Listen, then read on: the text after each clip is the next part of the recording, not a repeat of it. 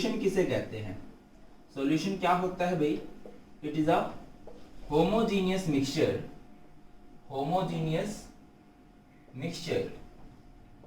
Of two or more then to substance. जब भी हम दो या दो से ज्यादा सब्सटेंस को मिक्स कर देंगे, ठीक है, मिक्स कर देंगे और उनसे कैसा मिक्सचर बन जाएगा? Homogeneous mixture. होमोजेनियस मिक्सचर किसे कहते हैं? जिसके पार्टिकल्स को आप लोग इजीली सेपरेट नहीं कर सकते, या फिर कह सकते हो जिसकी कंपोजिशन यूनिफॉर्म हो जाती है। एग्जांपल की बात करो, लाइक वाटर प्लस शुगर, पानी में चीनी मिला दी तो बहुत अच्छे से मिक्स हो जाती है, बिल्कुल एक कंपोजिशन हो जाती है उनकी। या फिर water plus sugar plus salt, clear है? ये भी एक सॉल्यूशन ही है। या फिर नींबू पानी जिसे हम लोग बोलते हैं, water plus sugar plus salt plus lemon, तो ये सब होते हैं सॉल्यूशन, क्लियर है? ये सब होमोजेनियस मिक्सचर यानी हम लोग सॉल्यूशन बोल सकते हैं। अगर मैं बात करूं तो ये एक बाइनरी सॉल्यूशन है। बाइनरी सॉल्यूशन किसे कहते हैं? वो सॉल्यूशन जो मिलके बनते हैं दो सब्सटेंस से। इसे हम लोग क्या बोलेंगे? इसे हम लोग बोलने वाले हैं टर्नरी सॉल्यूशन। टर्नरी किसे कहते हैं? Which are made up of 3 components. And इसे हम लोग बोलेंगे क्वाटरनरी सॉल्यूशन। क्वाटरनरी किसे कहेंगे? Which are made up of 4 components. हमारे सिलेबस में जो जनरली हमें डील करना पड़ता है वो डील करना पड़ता है बाइनरी सॉल्यूशन से। तो यहाँ पे आपको 2 टर्म सुनने को मिलेगी, सोल्यूट एंड सोलवेंट। सोल्यूट और सोलवेंट मिलते हैं और उनसे मिलके सॉल्यूशन बन जाता है। सोल्यूट किसे कहते हैं? विच is present in less amount. जो लेस अमाउंट में प्रेजेंट होता है उसे हम लोग सोल्यूट कहते हैं। एंड जो लार्ज अमाउंट में प्रेजेंट होता है, जो ज्यादा मात्रा में उपस्थित हो रहेगा, which is present in large amount, is known as solvent, clear है? जैसे मीठा पानी बनाया तो मीठा पानी बनाने में हमें पानी ज्यादा लेना पड़ेगा, तो पानी वहां पे सॉल्वेंट है। एंड जो चीनी है, जो मीठी आप चीज ले रहे हो, वो वहां पे सोल्यूट कहलाएगा, क्लियर है? अब देखिए आगे बढ़ते हैं और कुछ टॉपिक करते हैं न्यूमेरिकल्स वाले। सबसे पहले हमारे पास आता है मास परसेंटेज। मास परसेंटेज एक मास बाय मास टर्म है, ठीक है? कैसे निकलती है? जैसे आपको मास परसेंटेज ऑफ ए निकालना है, अब क्या लिखोगे? Mass of A to the mass of solution, और परसेंटेज जब भी निकालते हैं तो इनटू में 100 आ जाता है। मान के चलो आपके पास एक सॉल्यूशन है जिसमें 3 कंपोनेंट है, ए है 10 ग्राम, बी है 20 ग्राम एंड सी है 70 ग्राम। मैं बोल देता हूं मास परसेंटेज ऑफ ए निकालिए, तो फॉर्मूला क्या होगा? Mass of A to the mass of solution. Mass of A जो कि कितना गिवन है? 10 gram, to the mass of solution यानी सबका सम जो कि कितना है? 100 आएगा, और परसेंटेज जब भी निकालते हैं इनटू में 100, तो मास परसेंटेज ऑफ ए कितनी आ गई है? 10%। इसी तरह से आप मास परसेंटेज ऑफ बी भी निकाल सकते हैं। Mass percentage of B, formula क्या होगा? मास ऑफ बी जो कि है 20 टू द सॉल्यूशन यानी कि सबका सम, और परसेंटेज जब भी निकालते हैं इनटू में 100, तो ये कितना आ गया? 20%, क्लियर है? इसी तरह से सी की मास परसेंट निकाल सकते हैं। मास परसेंटेज के बाद हमारा अगला टॉपिक होता है वॉल्यूम परसेंटेज। ये होती है V बाय V टर्म, ठीक है? डिफाइन करना इंपॉर्टेंट नहीं है, डिफाइन किस तरह से करेंगे? Volume of a component to the per 100 parts volume of solution. जैसे आपको वॉल्यूम परसेंटेज ऑफ बी निकालनी है, वॉल्यूम परसेंटेज ऑफ बी आपको कैलकुलेट करनी है, तो फॉर्मूला क्या होगा? Volume of B to the volume of solution, और परसेंटेज जब भी निकालते हैं तो इनटू में हम लोग 100 कर देते हैं, ठीक है? जैसे सेम इसी तरह से एक बात मान के चलते हैं। मान लीजिए ए है हमारे पास 20 मिलीलीटर, बी है हमारे पास 30 मिलीलीटर एंड सी है हमारे पास 15 मिलीलीटर, ठीक है? हमें निकालनी है वॉल्यूम परसेंटेज ऑफ ए।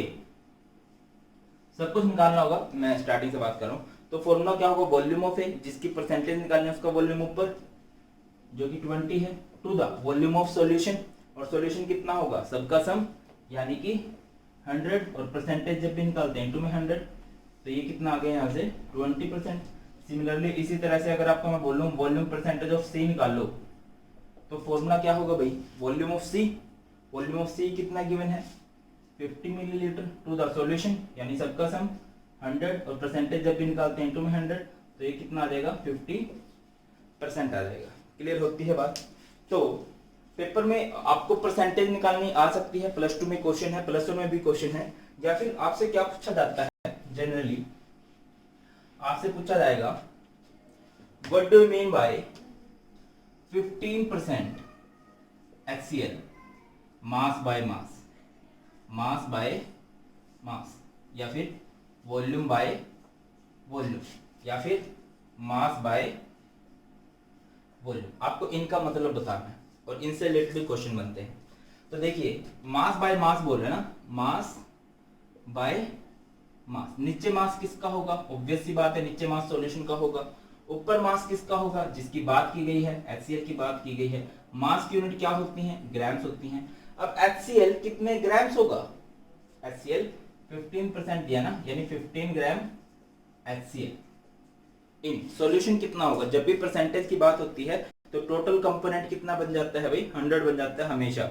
जैसे आपके 10th क्लास में कुछ मार्क्स आए होंगे 80%, 85%, 90%, या फिर कुछ दूर अंदर होंगे 70 वाले भी होंगे, तो वो 100 में से आते हैं, ठीक है। तो परसेंटेज की जब भी बात होती है सॉल्यूशन हमेशा 100 हो जाता है। 100 क्या होगा, ग्राम्स होगा। नहीं फील आ रही है, मैं दोबारा फील लाने की कोशिश करता हूँ।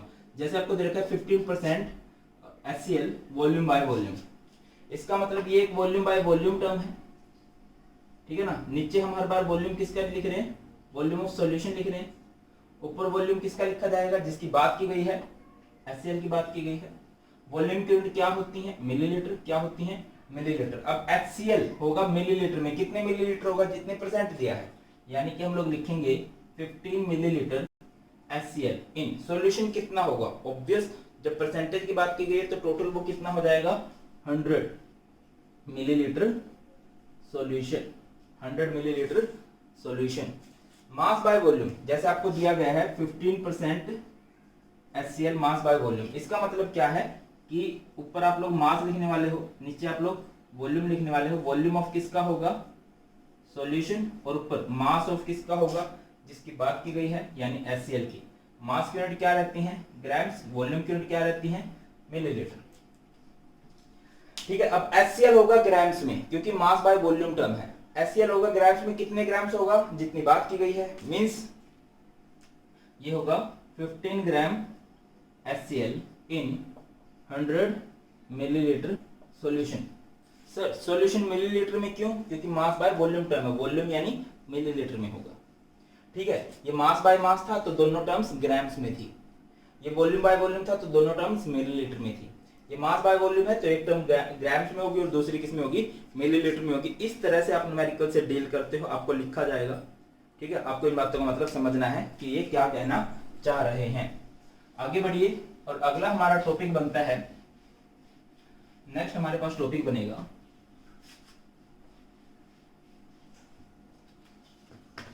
मास fraction. Mass fraction, mass fraction is denoted by x, and fraction का मीन्स आप लोग समझते हो, डिवीजन, डिवाइड करना। किस तरह से, it is defined as mass of a component to the total mass of solution, total mass of solution. कैसे मैं कहना चाह रहा हूं, जैसे आपको निकालनी है mass fraction of A, mass fraction of A, तो फॉर्मूला क्या होगा, mass of A to the mass of solution. समझ पा रहे हो, जैसे कि आपको निकालनी है मास फ्रैक्शन ऑफ B, ठीक है, मास फ्रैक्शन ऑफ B, तो फॉर्मूला क्या होगा, mass of B to the mass of solution. Clear है। अब जरूरी बात क्या है, ऊपर भी मास है नीचे भी मास है, तो सबसे पहली बात है it is a unitless quantity. ये क्या है, एक यूनिटलेस क्वांटिटी है, सबसे पहली बात। और दूसरी बात याद रखिए, mass fraction of solution is always 1, mass fraction of solution is always 1। Solution की मास फ्रैक्शन जो होती है वो हमेशा कितनी आती है भाई, 1 आती है। एक एग्जांपल लेके चलते हैं, जैसे कि हमारे पास A है 10 ग्राम और B है 20 ग्राम, हमें इनसे मिला के एक सॉल्यूशन बनाना है। मैं बोल रहा हूँ मास फ्रैक्शन ऑफ ए निकालिए, एक्स ए। फॉर्मूला क्या होगा, mass of A to the mass of solution, solution यानी सबका सम, ए का मास कितना गिवन है 10 बाय सॉल्यूशन यानी दोनों का सम 30, 10 ग्राम टू द 30 ग्राम, ग्राम से ग्राम कैंसिल होगा, 10 बाय 30 यानी 1/3 आ गया। मैं आपको बोलता हूँ मास फ्रैक्शन ऑफ बी कैलकुलेट कीजिए, तो फॉर्मूला क्या होगा, मास ऑफ बी, जिसकी मास फ्रैक्शन निकालनी है उसका मास ऊपर रखा जाएगा, to the mass of solution WA plus WB। Mass of B कितना गिवन है भाई 20 टू द सम 30, कितना आ गया 2/3, और यूनिट लेस ये होता ही है। और अगर आप इन दोनों को जोड़ दो, अगर आप XA प्लस XB को जोड़ो, ठीक है, XA है 1/3, XB है 2/3, तो वो कितना आ जाएगा 1 आ जाएगा। ठीक है, मास फ्रैक्शन ऑफ सॉल्यूशन 1 ही तो होती है। जैसे मैं आपको एक क्वेश्चन देता हूं, in a binary solution, in a binary solution calculate XA if XB is 0.25। आपको ये करना है। हमें पता है that mass fraction of solution is always 1। अब ये सॉल्यूशन है बाइनरी, बाइनरी यानी दो कंपोनेंट से मिलकर बनेगा, यानी कि हम लोग क्या लिखेंगे, XA plus XB equals to 1 होना चाहिए, होगा।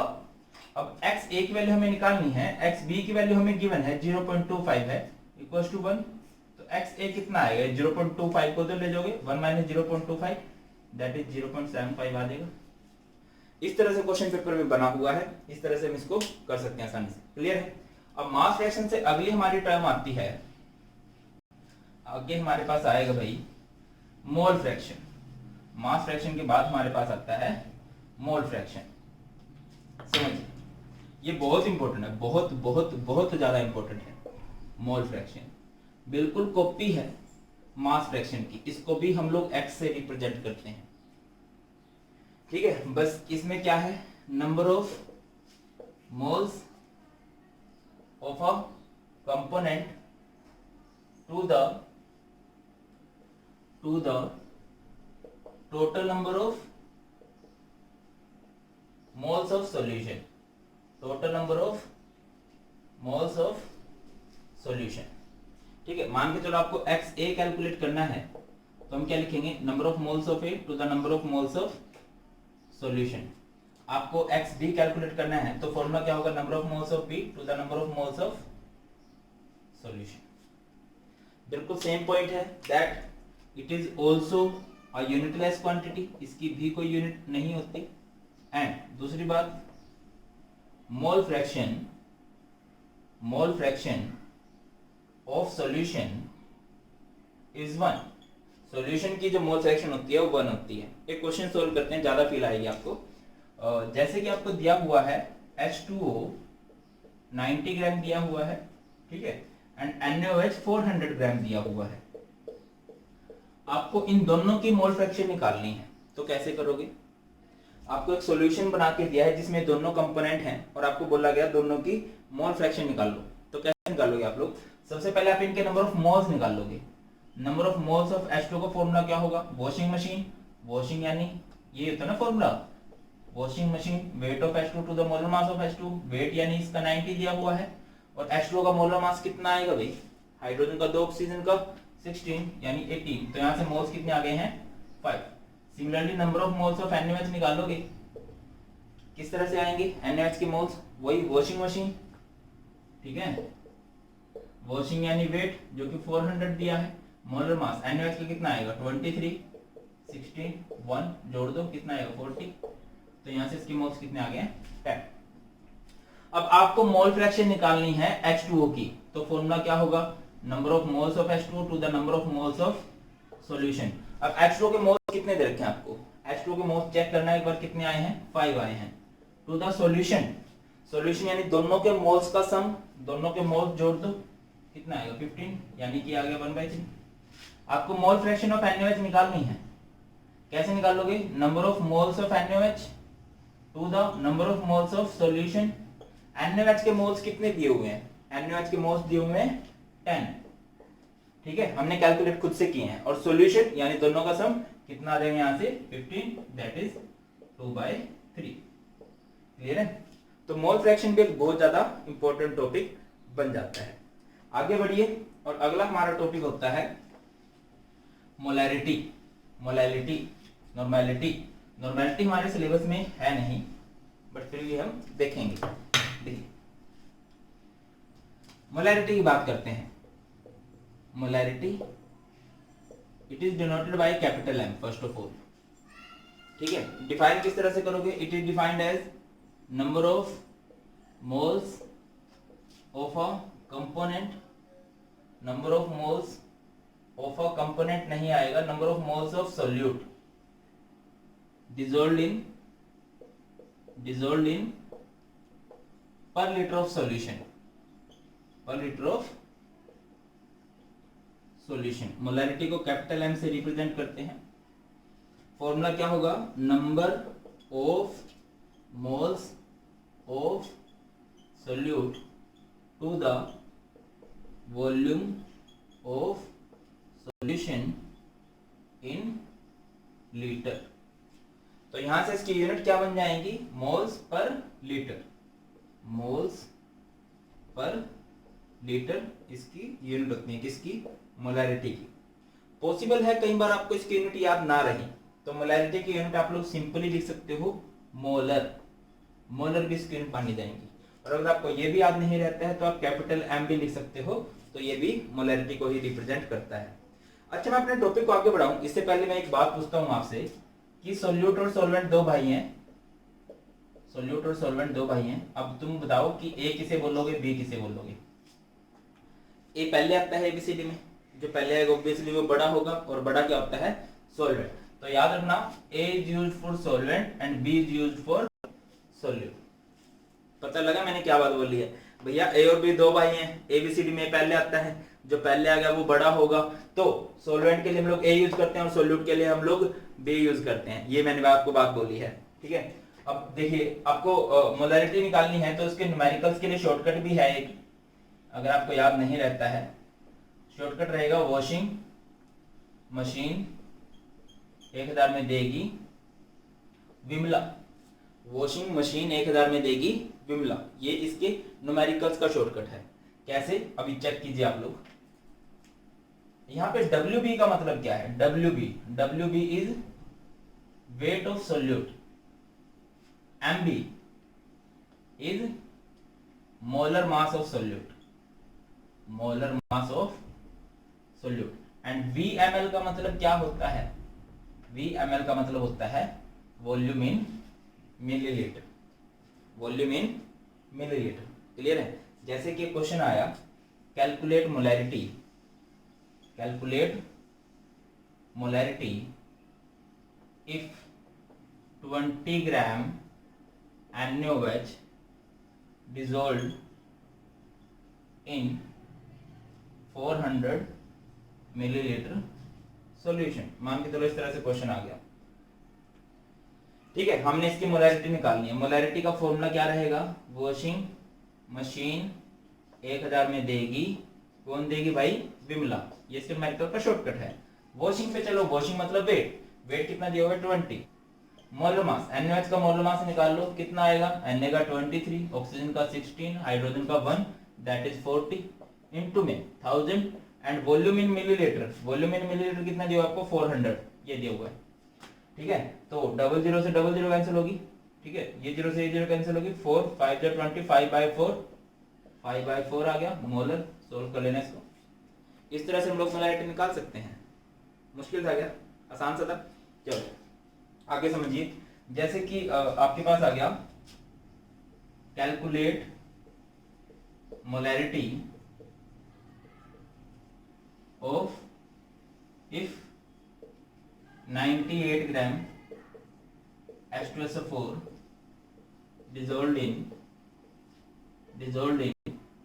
600 ग्राम सॉल्यूशन। हमें इसकी मोलैरिटी निकालनी है। तो मोलैरिटी निकालनी है, कुछ और भी गिवन है आपको इसकी डेंसिटी गिवन है।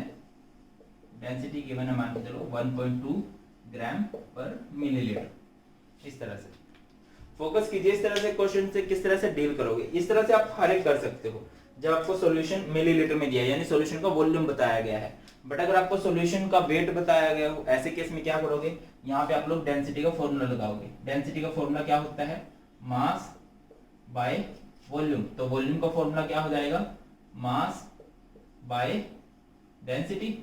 और मास कितना गिवन है 600 और डेंसिटी कितनी गिवन है 1.2। सोल्व करोगे कितना आएगा 500 मिलीलीटर आ जाएगा।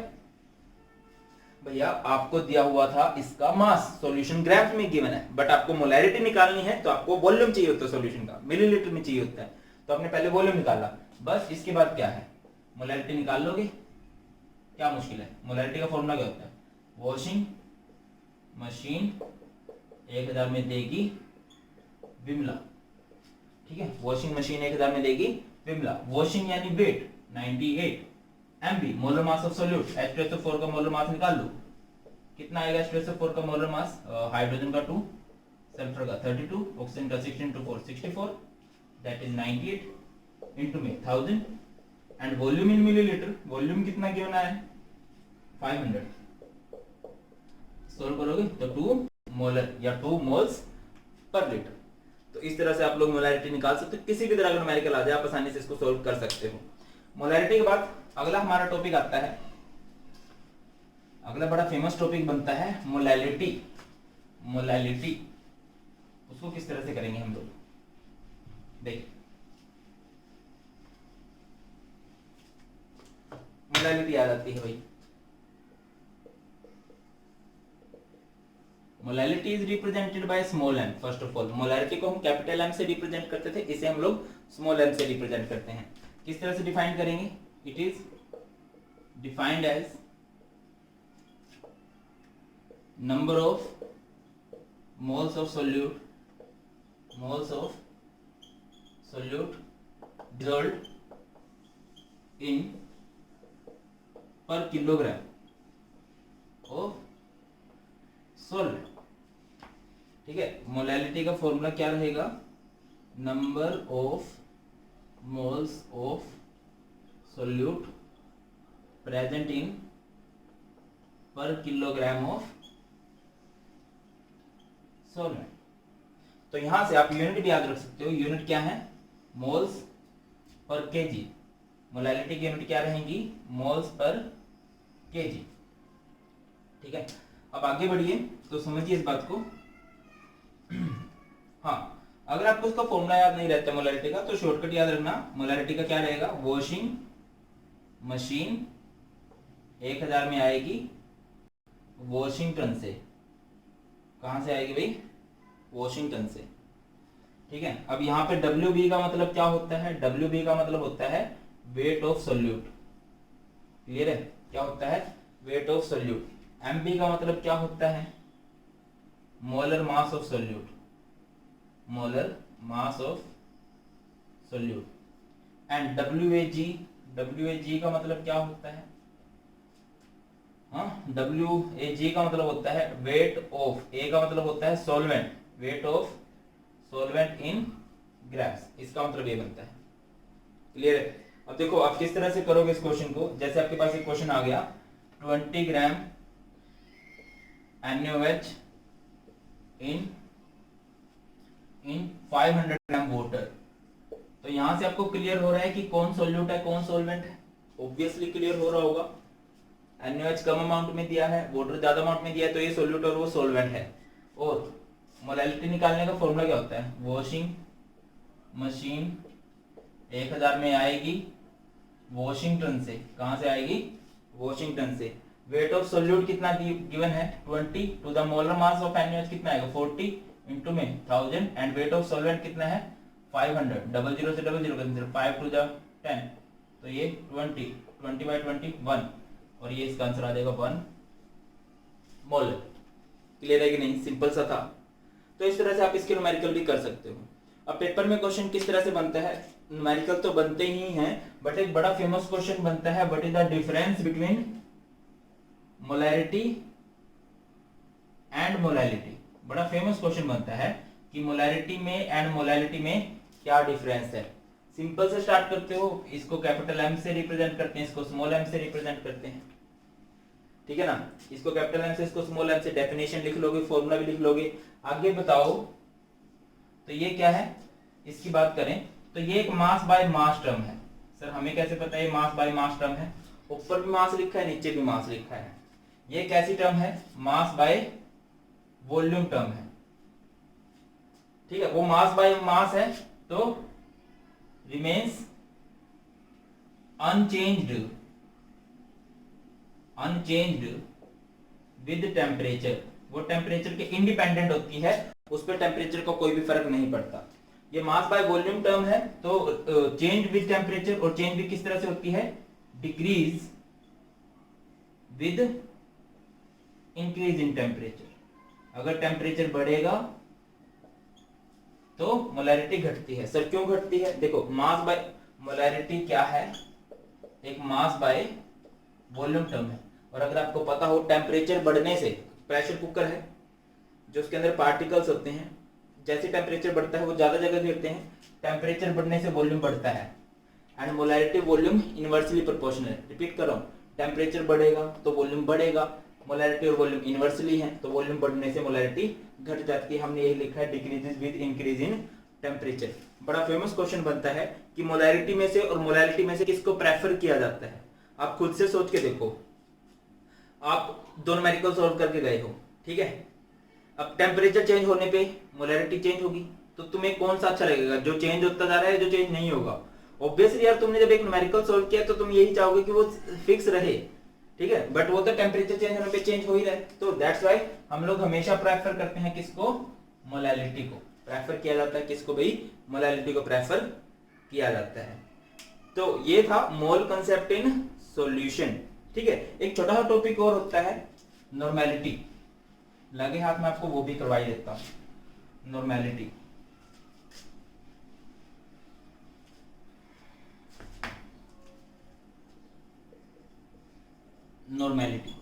Normality is represented by, first of all capital N से नॉर्मेलिटी को रिप्रेजेंट किया जाता है, ठीक है। डिफाइन किस तरह से करेंगे? It is defined as number of gram equivalent mass, gram equivalent mass of solute dissolved in per litre of solution. मैं आपको सही बताऊं तो ये बिल्कुल कॉपी है, मोलैरिटी की बिल्कुल कॉपी है। बस मोलैरिटी में हमें मोल्स की जरूरत पड़ती है, इसमें नंबर ऑफ ग्राम इक्विवेलेंट मास की जरूरत पड़ती है। अगर आप इसका शॉर्टकट लिखना चाहो, नॉर्मेलिटी का फॉर्मूला क्या रहेगा? वॉशिंग इशिंग या वॉशिंग इंजन 1000 में देगी बिमला, वॉशिंग इंजन 1000 में देगी बिमला। वॉशिंग WB, WB का मतलब यहां पे है वेट ऑफ सोल्यूट, EB का मतलब यहां पे है equivalent mass of solute, equivalent mass of solute. And VML का मतलब है वॉल्यूम इन मिलीलीटर। सर हमें मोल्स निकालने आपने सिखाए, इक्विवेलेंट मास निकालना आपने नहीं सिखाया। चलिए मैं सिखाता हूं। अगर आपको कभी भी इक्विवेलेंट मास निकालना है तो कैसे निकलता है वो? Molar mass to the n factor. अब ये n फैक्टर अलग अलग जगह पे अलग अलग होता है, क्लियर है? अलग अलग जगह पे मतलब अलग अलग का क्या मतलब है? लाइक एसिड में खास बात क्या होती है? उसमें H खास होते हैं, ठीक है। एसिड में अगर आपसे पूछा जाए N, आप क्या चेक करोगे? Number of H। बेस अगर है तो आप क्या चेक करोगे? उसमें OH, क्लियर है। अगर आपके पास कोई कटायन है तो आप उसमें चेक करोगे पॉजिटिव चार्ज कितना है। अगर आपके पास कोई अनायन है तो उसके पास चेक करोगे आप नेगेटिव चार्ज कितना है। आप मेरे पॉइंट को समझ पा रहे हो? नहीं समझ पा रहे? मैं आपको एक एग्जांपल देता हूं। जैसे मैं आपको बोलता हूं H2SO4 का इक्विवेलेंट मास निकालो, इक्विवेलेंट मास कैसे निकलेगा? H2SO4 का इक्विवेलेंट मास आप क्या करोगे भैया? Molar mass to the n। Molar mass कितना आएगा H2SO4 का? कई बार कर चुके हैं। हाइड्रोजन का 2, सल्फर का 32, ऑक्सीजन का 64, जोड़ दो 98 टू द n। अब आपको देखना पड़ेगा इस n का मतलब क्या है। अब H2SO4 sulphuric acid, sulphuric acid नाम से क्लियर एसिड है, और एसिड में क्या चेक करेंगे? H। आप चेक करो इसमें H कितने? 2 हैं, तो आप इसको डिवाइड कर दोगे 2 से, ठीक है। तो ये क्या हो जाएगा 49, इसका इक्विवेलेंट मास आ जाएगा। नहीं फील आई? मैं दोबारा एग्जांपल दे रहा हूं। जैसे आपको इक्विवेलेंट मास निकालना है AlOH3 का, AlOH थ्राइस का, ठीक है। तो कैसे करोगे आप लोग? Molar mass to the n factor. अब AlOH3 एल्युमिनियम हाइड्रोक्साइड एक बेस होता है, खुद से भी देखना ना यार ये OH है, इसमें OH लगे तो आप इसमें OH चेक करोगे।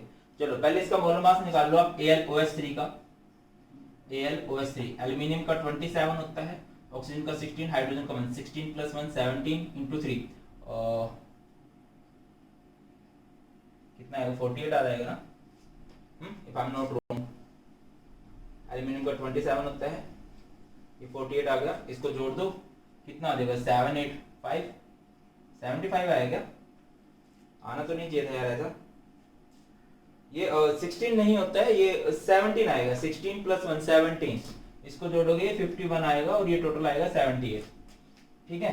तो मोलर मास आ गया 78 to the number of OH check करो तो OH कितनी है इसमें 3 है, तो यहां से 26 आ गया। क्लियर है कि नहीं?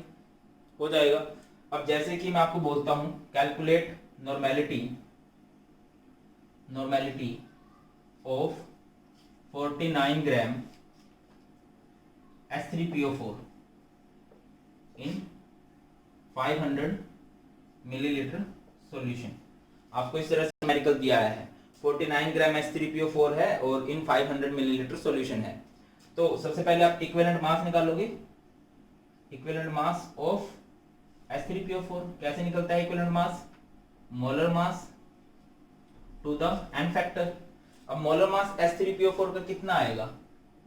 H3PO4 हाइड्रोजन का 3, फास्फोरस का 31, ऑक्सीजन का 64, तो 98 आएगा। आप खुद से चेक कर लो यार, इसमें क्या देखोगे? H देखोगे, OH देखोगे, इसे बोलते हैं फॉस्फोरिक एसिड। एसिड में क्या देखते हैं? H, तो आप इसे डिवाइड करोगे 3 से। अब आप इसकी नॉर्मेलिटी निकालना चाह रहे हो, नॉर्मेलिटी का फॉर्मूला क्या? वॉशिंग इंजन 1000 में देगी, कौन देगी भैया? विमला। वॉशिंग यानी wait of solute, wait of solute कितना दिया है आपको 49 टू द इक्विवेलेंट मास कितना है 98/3, बाय का 3 ऊपर ले जाओ, इनटू में 1000 एंड वॉल्यूम कितना है 500। मेरे पॉइंट को समझ पा रहे हो? वेट कितना दिया है 49, इक्विवेलेंट मास कितना है 98/3 इनटू में 1000 एंड टू द 500। ये 500 कहां से आया? ये 500 ये दिया हुआ है, ठीक है। अब कर दो 49 टू द हो जाएगा 98, ये 500 टू द 1000, 2 से 2 कैंसिल होगा एंड 3 नॉर्मेलिटी में क्या होती है? नॉर्मल। तो इस तरह से आप नॉर्मेलिटी निकाल सकते हो।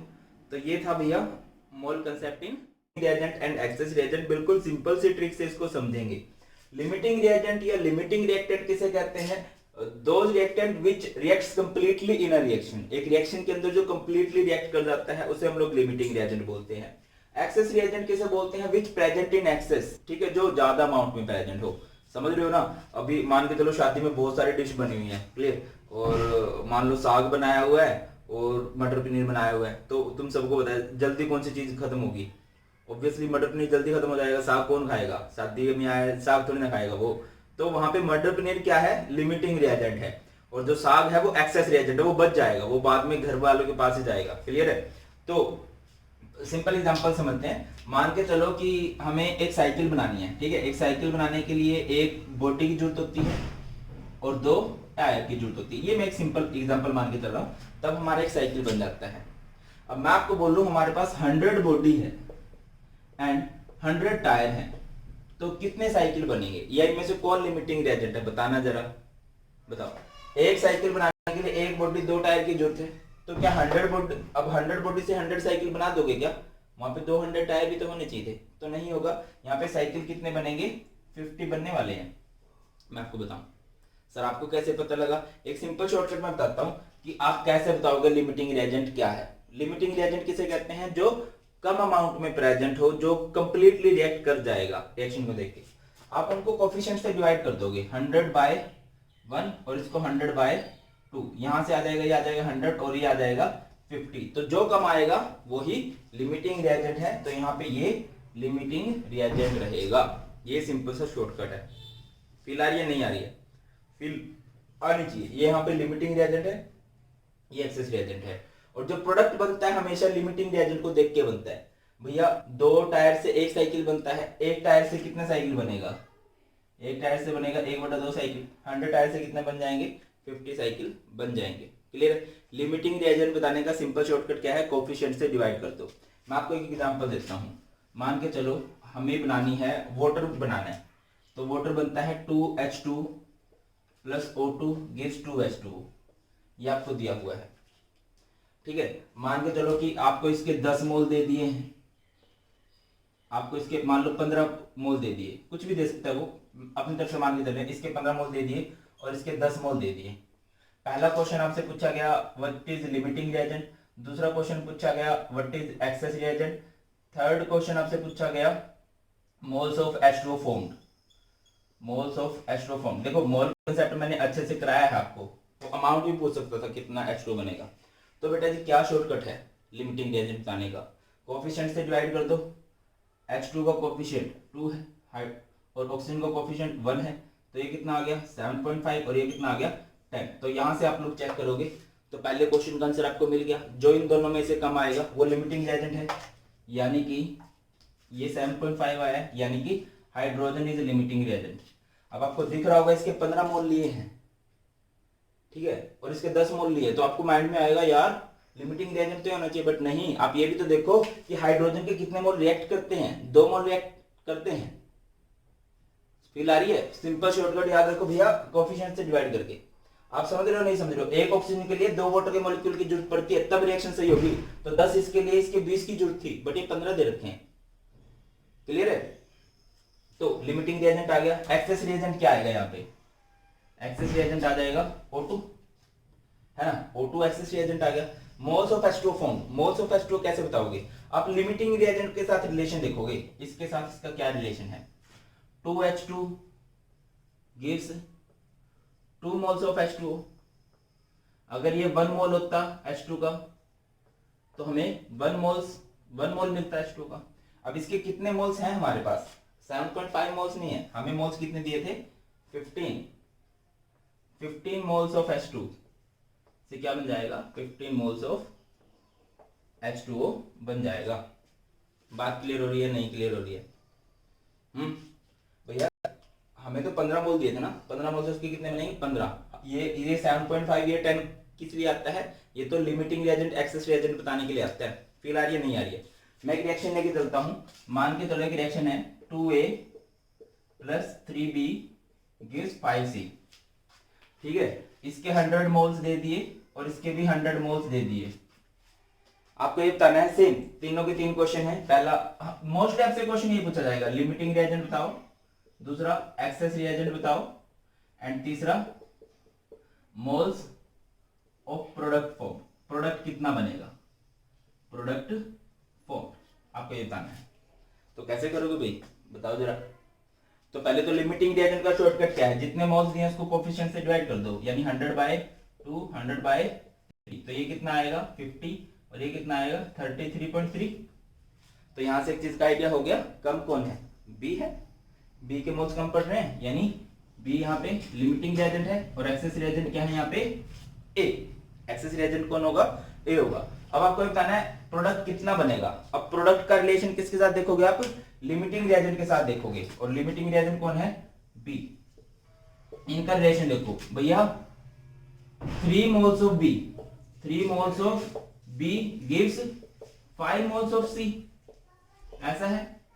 अगर ये 1 मोल होता तो ये कितना होता? 5/3 मोल्स बनते, है ना भैया। अगर बी के 3 मोल हैं तो सी के कितने मोल्स बन रहे हैं? 5। दिख रहा है हमें डाटा से। सर ए के साथ क्यों नहीं लिया? बेटा ए एक्सेस रिएजेंट है, एक्सेस रिएजेंट के साथ रिलेशन नहीं देखना है, रिलेशन देखना अपने लिमिटिंग रिएजेंट के साथ, ठीक है। उसके बाद चलिए क्या होगा, हमें कितने मोल्स दिए हैं बी के? हमें बी के दिए 100 मोल्स। 100 मोल से कितना बन जाएगा? 5/3 इंटू 100। अभी कमेंट सेक्शन में बताना मैथमेटिकल उसको सोल्व करके, ठीक है। वो तुम लोगों ने खुद से करना है, करने को मैं भी कर दूंगा बट 1-2 मिनट फालतू लग जाएंगे। क्लियर? फील आ रही है नहीं आ रही है? एक रिएक्शन और देखें, चलो एक और देख लेते हैं। अच्छा एक और बात, आप मोल्स में लेके बात करोगे, अगर आपको ग्राम्स में भी डाटा गिवन है तब भी आप उसको मोल्स में लेके आओगे? ये बात याद रखना। जैसे मान के चलो मेरे पास एक रिएक्शन है N2 + 3H2 gives 2NH3। आसान से स्टार्ट करते हैं। हमें इसके 200 मोल्स दिए हैं, इसके 400 मोल्स दिए हैं, ठीक है, इसके 400 मोल्स दिए मान लो।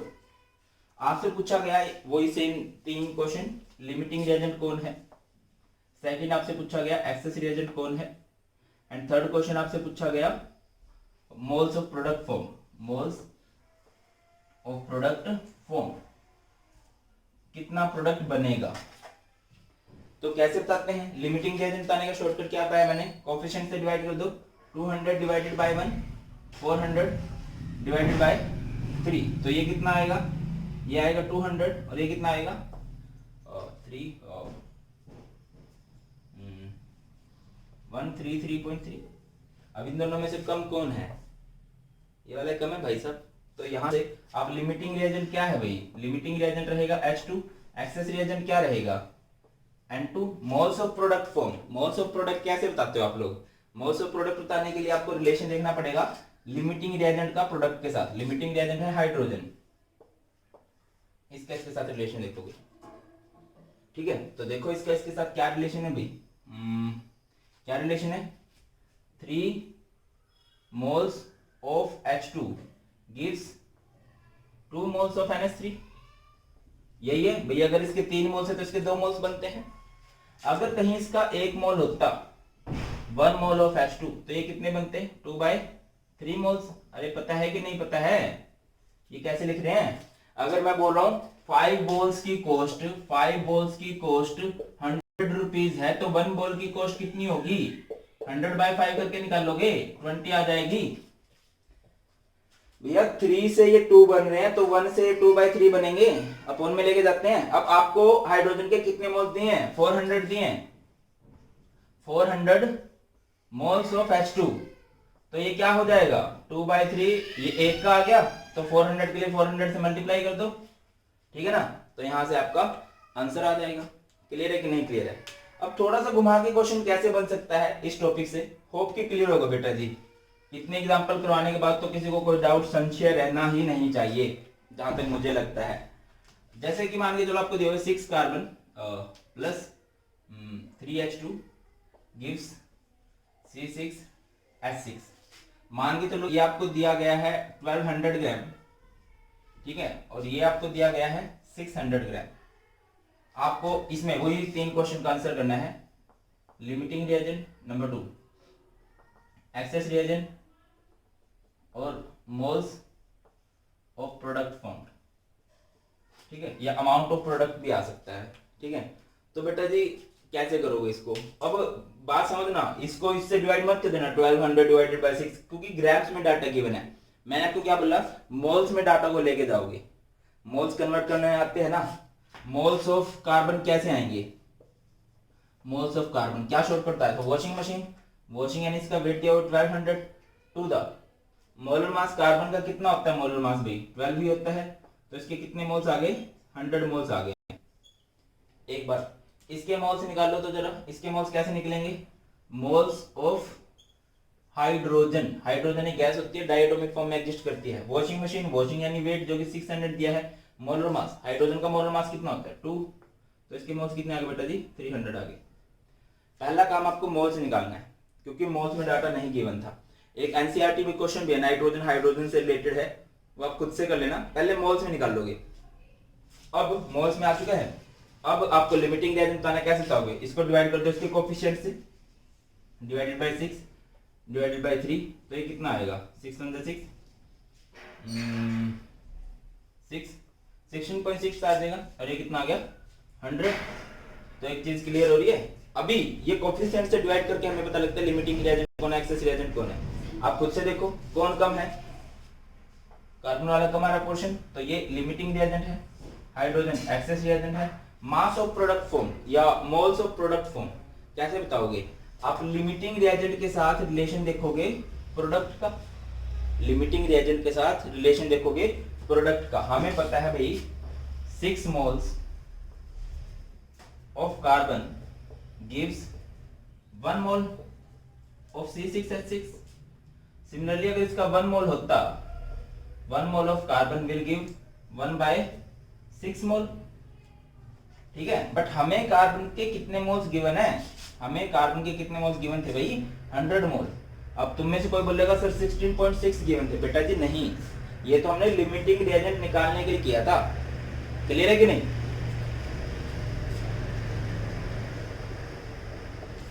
तो 100 मोल ऑफ कार्बन के लिए क्या होगा, 1/6 मल्टीप्लाइड बाय 100। तो यहाँ पे इस तरह से हम लोग लिमिटिंग रिएजेंट को कर सकते हैं। सिंपल है कि नहीं? करो इसको। केमिकल फॉर्मूला क्या होता है, ठीक है। मॉलिक्यूलर फॉर्मूला, एम्पेरिकल फॉर्मूला तो बाद में देखेंगे। वो केमिकल फॉर्मूला क्या होता है? A chemical formula gives the representation of a molecule of a substance in terms of symbols of various elements present in it। Simple सी बात कर रहा हूं कि केमिकल फॉर्मूला क्या होता है कि किसी भी सब्सटेंस का फॉर्मूला होता है, वो आपको क्या बताएगा कि उस सब्सटेंस के अंदर कौन कौन से एलिमेंट है, और ये आपको कैसे पता चलेगा, उसके एलिमेंट्स के सिंबल लिखे होंगे। मैं आपको एक एग्जांपल देकर समझा रहा हूं। जैसे मैंने लिखा कार्बन डाइऑक्साइड, ठीक है। हम कार्बन डाइऑक्साइड कैसे लिखते हैं, CO2। अब यहां से आपको एक चीज पता लग रही है कि इसके अंदर कार्बन है और क्या है, ऑक्सीजन है। दूसरी चीज मैं बोल रहा हूं अमोनिया। अमोनिया से आपको क्या आइडिया हो रहा है कि भैया अमोनिया किससे बना हुआ है, नाइट्रोजन से एंड हाइड्रोजन से। मैं बोल रहा हूं कॉपर सल्फेट, वो क्या लिख रहे हो आप लोग, CuSO4। सिमिलरली अगर मैं ऐसे लिख दूं, ऐसे हम लोग लिख रहे हैं वाटर, तो यहां से आपको आइडिया हो जाएगा, वाटर बोले तो H2O, ठीक है। ये इसका केमिकल फॉर्मूला है। केमिकल फॉर्मूला क्या बताता है कि किसी सब्सटेंस के अंदर कौन कौन से एलिमेंट्स हैं, उनके सिंबल लिख के दिखाते हो आप लोग, लिख के दिखा दिए। अगली बात समझिए, केमिकल फॉर्मूला हमें क्या क्या बताएगा। सबसे पहली बात, दी कंस्टिट्यूएंट एलिमेंट, कि किसी भी कंपाउंड के अंदर, किसी भी सब्सटेंस के अंदर कौन कौन से एलिमेंट्स है, कौन कौन से एटम्स है कह लीजिए, जिनसे मिलकर वो बना है। जैसे अगेन वही बात, वाटर आपको पता लग रहा है कि वो हाइड्रोजन ऑक्सीजन से मिलकर बना है, अमोनिया नाइट्रोजन एंड हाइड्रोजन से मिलकर बना है। एक बात। दूसरी बात, one formula represent 1 mole of a substance. देखिए अगर मैं वाटर लिख रहा हूं, इट मींस ये वाटर का 1 मोल है। बेटा जी फोकस करना, ये क्या है, 1 मोल है। क्लियर है? जब भी हम इसका मोलर मास निकालेंगे तो सिर्फ इसका मास निकाल लेंगे। और अगर मैं ऐसे लिख दूं 2H2O, इट मींस ये 2 मोल्स हो गए। जब भी आपको कोई फॉर्मूला लिखा होता है तो वो उस सब्सटेंस का 1 मोल लिखा होता है। क्लियर है? आगे बढ़िए। Relative amount of each type in a given mass of the compound. हर एक एलिमेंट का रिलेटिव मास कितना है। जैसे मैं आपसे पूछूं, यहाँ पे हाइड्रोजन का मास कितना है, 2 है। ऑक्सीजन का मास कितना है, 16 है। ये आप किससे देख के बता सकते हो, ये इसके फॉर्मूले से देख के बता सकते हो। कार्बन डाइऑक्साइड में कार्बन का मास कितना है, 12 है। ऑक्सीजन का मास कितना है, यहाँ पे 32 है। ये आपको कैसे देख के पता चल रहा है, इसका फॉर्मूला देख के पता चल रहा है। क्लियर है? ये होता है केमिकल फॉर्मूला। आगे बढ़िए। नेक्स्ट जो आपका क्वेश्चन राइज होता है कि परसेंटेज कंपोजिशन क्या होती है। It gives the mass of each element expressed as percentage of total mass. Mass percentage निकालनी है किसी भी एलिमेंट की, तो क्या लिखोगे, mass of that element in that compound to the total molar mass of compound into में 100। नहीं आ रहा समझ में? जैसे मैं आपको बोलता हूं, आप लोगों को क्या करना है भाई, मास percentage of each in NaOH। आपको NaOH में हर एक की मास परसेंटेज निकालनी है। तो जब इसको करो, पहले आप जिस केमिकल की बात की गई है, आपसे बात की गई है NaOH की, तो आप इसका मोलर मास निकाल लो। कैसे निकाल लोगे भाई, इसका मोलर मास आप लोग Na का 23 होता है, ऑक्सीजन का 16 होता है, हाइड्रोजन का 1 होता है, तो टोटल कितना आ गया, 40 ग्राम। एंड क्योंकि मैं यहाँ पे मोलर मास वर्ड लिख रहा हूं, मोलर मास ग्राम्स में एक्सप्रेस किया जाता है। अब मैं आपको बोल रहा हूं मास परसेंटेज ऑफ सोडियम, कैसे निकाल लोगे आप लोग, आप चेक करोगे कि इस कंपाउंड के अंदर सोडियम का मास कितना है। कितना है यहाँ पे सोडियम का mass, 23 to the total mass of compound जो कि कितना है, 40, और परसेंटेज निकाल रहे हैं तो इनटू में क्या आ जाएगा, 100। क्लियर है? तो ये कैंसिल हो जाएगा। क्लियर है? इससे आगे सोल्व कर लोगे या नहीं कर लोगे, इससे आगे सोल्व कर लोगे। ऐसे ही आप क्या कैलकुलेट कर सकते हो, mass percentage of oxygen. Oxygen की मास परसेंटेज निकाल लोगे, कैसे लिखोगे, mass of oxygen in this compound या in NaOH to the molar mass of NaOH। अब देखिए ऑक्सीजन का मास कितना है, ऑक्सीजन सिंस एक ही है तो ऑक्सीजन का मास यहाँ पे होगा 16 टू द 40 और इनटू में 100। तो ये कितना आ गया, ये 40% आ गया सिंपली। ऐसे मैं आपको बोल रहा हूं मास परसेंटेज ऑफ किसकी बतानी है आपको, यहाँ पे हाइड्रोजन की बतानी है। तो कैसे बताओगे मास परसेंटेज ऑफ हाइड्रोजन, बोलिए। मास ऑफ हाइड्रोजन, कितना हाइड्रोजन का मास है 1 टू द टोटल मास कितना है भाई 40, ठीक है, पूरे कंपाउंड का मोलर मास।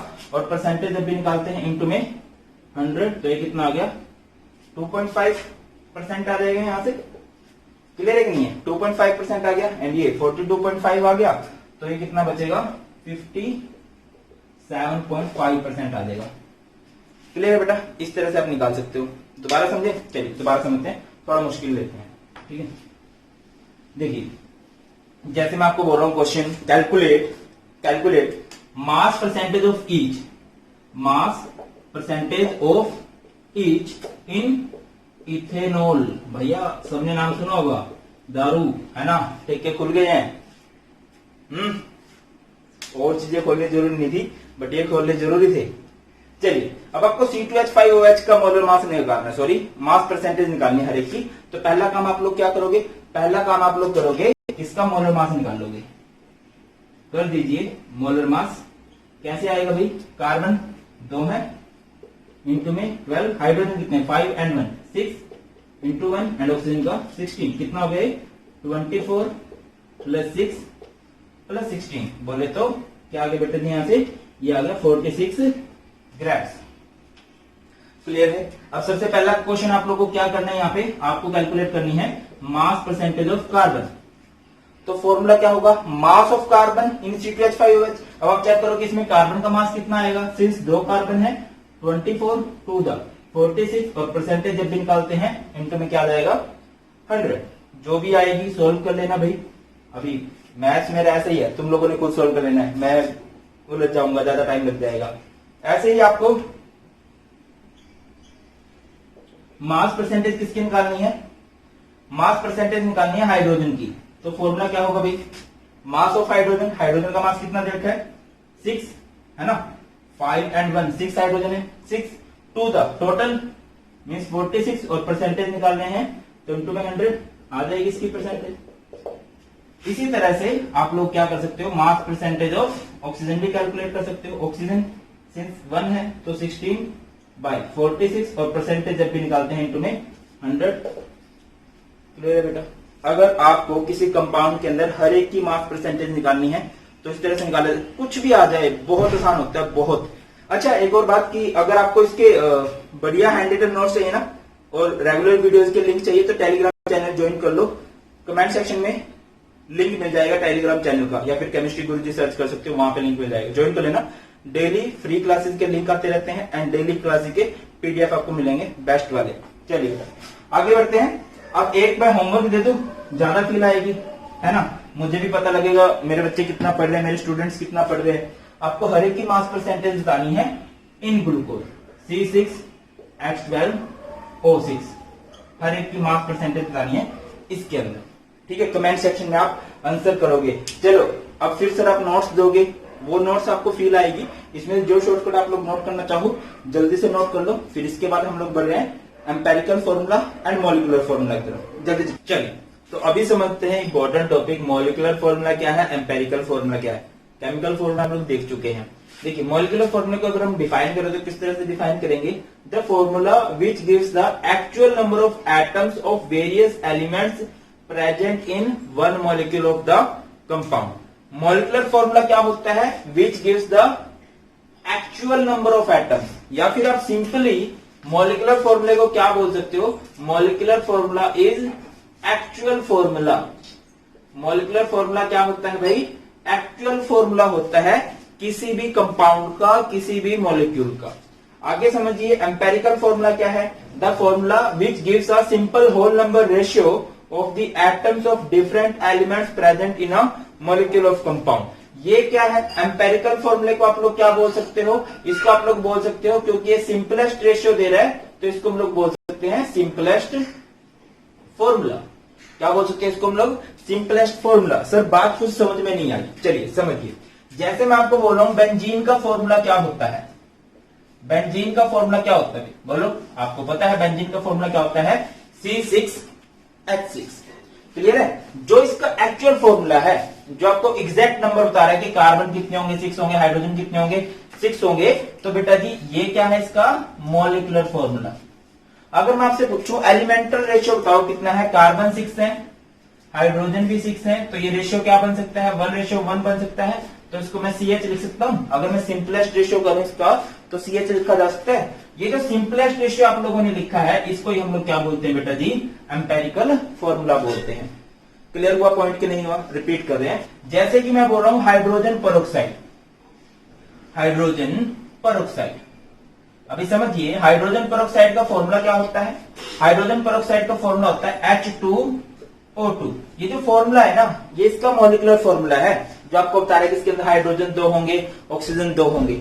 अगर आपको इसका एम्पेरिकल फॉर्मूला लिखना तो कैसे लिखोगे?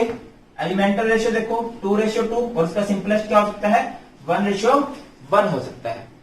अब यानी कि जिसमें हाइड्रोजन भी 1, ऑक्सीजन भी 1, यानी कि आप इस पे लिख सकते हो HO। तो बेटा जी ये जो HO लिखा है ना आपने, ये HO क्या है? ये HO इसका एम्पेरिकल फॉर्मूला है।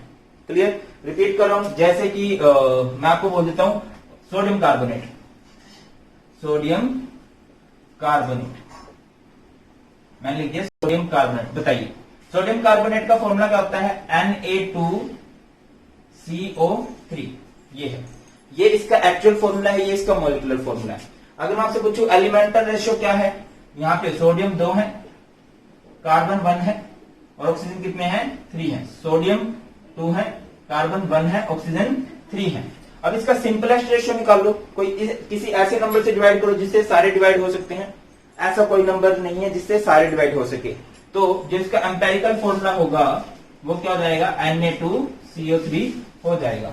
आप चेक करो, हाइड्रोजन पेरोक्साइड का मॉलिक्यूलर फॉर्मूला H2O2 था, बट इसका एम्पेरिकल फॉर्मूला क्या है? HO, क्योंकि इसका सिंपलेस्ट रेशियो बन सकता है। सिंपलेस्ट रेशियो डिफरेंट आ रहा है एलिमेंटल रेशियो से, बट यहाँ पे चेक करो तो जो एलिमेंटल रेशियो है वही उसका सिंपलेस्ट रेशियो भी है, उससे ज्यादा सिंपल आप नहीं कर सकते। तो ऐसे केस में मॉलिक्यूलर फॉर्मूला और एम्पेरिकल फॉर्मूला क्या होने वाला है? सेम होने वाला है। दूसरा एग्जांपल समझते हैं। जैसे कि मैं आपको बोल रहा हूं कि आप मुझे बताइए ग्लूकोज, ग्लूकोज की बात करते हैं बेटा जी। ग्लूकोज का फॉर्मूला क्या होता है बताओ तो जरा। ग्लूकोज का फॉर्मूला होता है C6H12O6। क्या फॉर्मूला होता है ग्लूकोज का? C6H12O6। ये इसका मॉलिक्यूलर फॉर्मूला है। अब मैं आपको बोलता हूं, बताइए एलिमेंटल रेशियो कैसे लिखोगे आप लोग? 6, 12, 6 लिख दिया। इसका सिंपलेस्ट हो सकता है, इसको किसी नंबर से डिवाइड कर सकते हो, 6 से डिवाइड कर सकते हो, तो क्या आएगा? 1:2:1। तो बेटा जी कार्बन 1 लिखा जा सकता है, हाइड्रोजन 2 लिखे जा सकते हैं, एंड ऑक्सीजन को 1 लिखा जा सकता है। ये तो सिंपलेस्ट रेशियो लिख रहे हो ना, यही एम्पेरिकल फॉर्मूला है। सिंपलेस्ट फॉर्मूला किसे बोलते हैं? सिंपलेस्ट फॉर्मूला बोला जाता है एम्पेरिकल फॉर्मूला को, और एक्चुअल फॉर्मूला किसे बोला जाता है? मॉलिक्यूलर फॉर्मूला को। वो सेम भी हो सकता है। अब एक तुम्हें कमेंट सेक्शन में करने को बोल रहा हूं, ये होमवर्क है, करना है आप लोगों ने।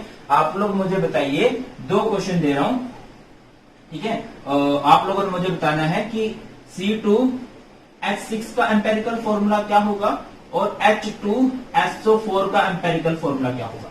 2 क्वेश्चन है। C2H6 का एम्पेरिकल फॉर्मूला क्या होगा एंड H2SO4 का एम्पेरिकल फॉर्मूला क्या होगा। कर दोगे? चलिए आगे बढ़ते हैं बेटा जी। Molecular formula and empirical formula में क्या रिलेशन है? क्या रिलेशन है भाई? Molecular formula is equal to n into empirical formula. n क्या है? कोई कॉमन नंबर है, वो कॉमन नंबर 1, 2, 3, 4, 5 कुछ भी हो सकता है, होल नंबर कुछ भी आप लोग लिख सकते हो। जैसे मैं बात करता हूं बेंजीन की।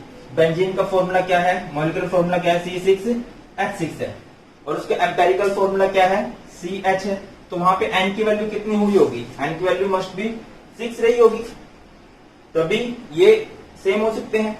नहीं क्लियर हो आपको पॉइंट? अच्छा, अगर आपको ये n जो कॉमन नंबर है, अगर आपको कभी इसकी वैल्यू निकालनी है तो आप कैसे निकाल लोगे? n का फॉर्मूला होता है molar mass to the empirical formula mass. Tension मत लो, दोबारा समझ लेंगे भैया। मॉलिक्यूलर फॉर्मूला अगर आपको कभी भी निकालना हो तो वो कैसे निकलता है? Empirical formula into n। n क्या होता है? Common number. अब इस कॉमन नंबर की वैल्यू कैसे निकलती है? Molar mass to the empirical formula mass. Sir दोबारा समझाओ। चलिए मैं एक क्वेश्चन देता हूं आप लोगों को। मैंने क्वेश्चन दिया, कि give molecular formula of a compound whose molar mass is 180, जिसका मोलर मास कितना है भाई 180 है। एंड एम्पेरिकल फॉर्मूला क्या है, एम्पेरिकल फॉर्मूला है CH। आपको इसका मुझे मॉलिक्यूलर फॉर्मूला बताना है। तो मॉलिक्यूलर फॉर्मूला कब बताया जा सकता है, पहले आपको N की वैल्यू निकालनी पड़ेगी। N क्या होता है भाई, molar mass to the empirical formula mass. Clear बेटा, एम्पेरिकल फॉर्मूला मास। अब मोलर मास तो इन्होंने दिया है, मोलर मास कितना दिया है 180 दिया है। एम्पेरिकल फॉर्मूला मास क्या आएगा, आप एम्पेरिकल फॉर्मूला देख लो, CH है, कैलकुलेट कर लो इसका मास कितना आएगा, बोलिए जरा कितना आ जाएगा 13। शायद कुछ गलती तो नहीं कर दी हमने, बोलिए कुछ गलती की है क्या? मुझे तो फील आ रही है कुछ गलती कर दी हमने। यहाँ पे मोलर मास इसका ना 180 नहीं करते हैं, इसको 78 कर देते हैं। ठीक है, कैंसिल नहीं होगा ये, 78 कर दिया। अब बताइए N क्या है, यहाँ पे 6 आ गया। कितना आ गया 6। तो क्या अब हम फॉर्मूला निकाल सकते हैं? मॉलिक्यूलर फॉर्मूला कैसे लिखा जाता है भाई, मॉलिक्यूलर फॉर्मूला कैसे निकाला जाता है? Molecular formula is N into empirical formula. N की वैल्यू कितनी आई है 6, कितनी आई है 6 इंटू एम्पेरिकल फॉर्मूला क्या है CH कर दो, क्या बन जाएगा ये C6H6। पॉइंट क्लियर हो रहा है कि नहीं हो रहा है, माइंड में आ रहा है कुछ हल्का फुल्का? चलिए दोबारा करते हैं। जैसे कि क्या कर दिया हमने, हम लोग कर देते हैं कुछ भी कर सकते हो, जो आपके माइंड में आ रहा है ना वही आप लोग कर सकते हो। जैसे कि आप लोगों ने क्या कर दिया,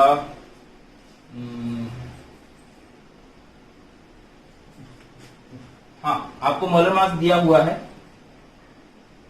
मोलर मास दिया हुआ है 34, क्या दिया हुआ है 34। एंड आपको एम्पेरिकल फॉर्मूला दिया हुआ है, एम्पेरिकल फॉर्मूला दिया हुआ है HO। आपको बताना है इसका मॉलिक्यूलर फॉर्मूला, क्या बताना है आपको इसका मॉलिक्यूलर फॉर्मूला।